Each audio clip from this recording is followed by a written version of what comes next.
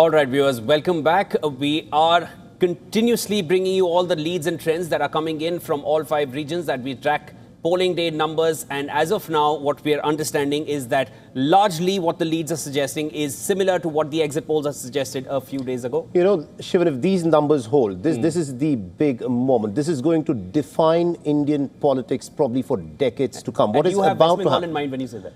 Absolutely, and I've got West Bengal in mind, because what we are witnessing in Bengal, if these numbers still hold, because this is 9:35 in the morning, it's still early moments, but the Bharatiya Janata Party at this moment is set to be ahead in 154 seats, which is comfortably past the halfway mark of 148 that it needs. At this moment, because remember, this is an all-stakes game. For Mamata Banerjee, who's been the Chief Minister since 2011, this is a do-or-die race. The Bharatiya Janata Party, anywhere in any state that it expands in, it chips away at the party that was in power locally, and it effectively is the end of that party. Is that what is now going to happen in Bengal as well? Because Mamata Banerjee is arguably one of the most charismatic leaders. You know, she's an institution in herself, who's dominated the politics of Bengal for the last 1.5 decades and more. If the BJP can actually retain this lead, this is a cataclysmic moment, a huge moment.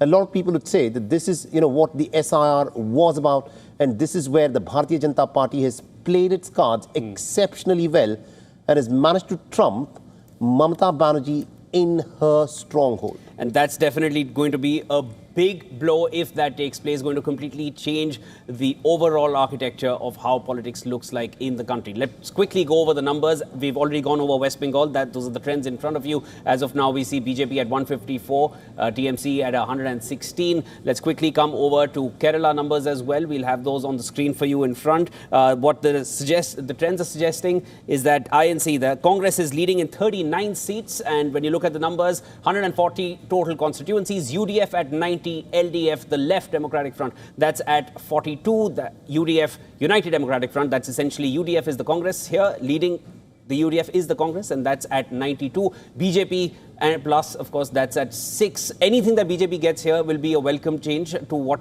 happened 5 years ago, but largely seems like a comfortable walk for the Congress if this holds. Right, and we have our reporter from Kerala. We'll be talking to him in just a bit, but let's also get the numbers for the state of Tamil Nadu up on our screens, because this is a crucial moment here in Tamil Nadu politics as well. Because from the emerging leads and trends, I request my producers to get the numbers of Tamil Nadu up on our screens. What is interesting, Shivan, is that, you know, TVK of Vijay seems to have pulled off something quite extraordinary, because these are numbers that perhaps no one expected. Very few, in fact, gave the TVK the kind of credibility that seems to be presenting there. 76, and it is the party that is in the lead at this moment. The DMK that was looking pretty comfortable till about half an hour ago is now in the 3rd position at 54. Vijay, the first-time politician, the superstar turned politician, appears to be clearly running away in the lead in Tamil Nadu. A big moment in Tamil politics if these numbers continue to solidify there. Yeah, this is going to be a complete game changer. This is going to change anything unless there is an alliance which turns up later. We don't know, of course, no speculation here. But if these numbers hold, clearly, we see the DMK is going to be trailing, not even in 2nd place, but in 3rd place if these numbers hold. AIA, DMK and TVK in a tight race. This is not something that, you know, all the exit polls have suggested. I think Access My India got this part of it. Perhaps they suggested something similar, even something close to 90 to 120 seats. But now let's quickly cut back to Kerala. We'll have the numbers for you in front. I'll now cut across to our reporter, Binoy Krishnan, who's joining us from the Congress headquarters there in Kerala.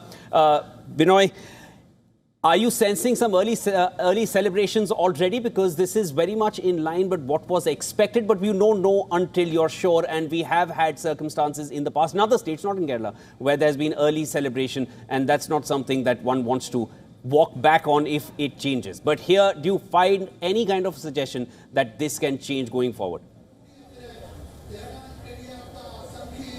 Actually, here in the background, you can see the celebration of the UDF members, UDF party workers. You can see the result is in the initial stages. The result was there was a slight edge only for UDF, but in the later stages now, it is almost 95 seats, UDF is leading, and just 40 seats, below 40 seats, the LDF is leading.